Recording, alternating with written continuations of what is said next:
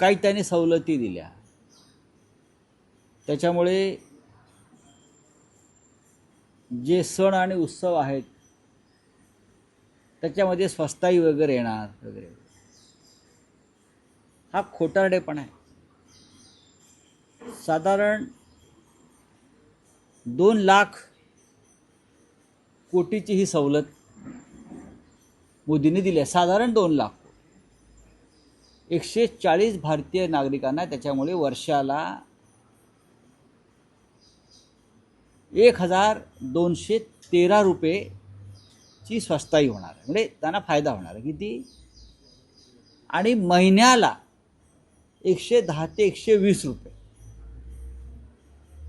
महिन्याला फक्त 110 ते 120 रुपये इतकाच लाभ या क्षणी मिळतो आहे. या सगळ्या व्यवहारात आम्ही बघितलं, आम्हालाही अर्थशास्त्र कळतं.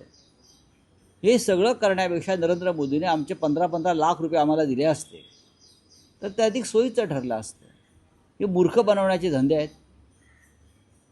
5 वाजता GSTच्या सवलतीची घोषणा केली, 8 वाजता क्रिकेट मॅच त्यांना पाहायची होती सगळ्यांना, मोदींसह स्वतः. काल स्वतः जय शहा मुंबईत होते अशी माझी माहिती आहे. BCCIची निवडणूक होती, त्या संदर्भातल्या प्रक्रिया त्यांना मुंबईत येऊन पूर्ण करायच्या होत्या. असं मला त्यातलं काय फार इंटरेस्ट नाही.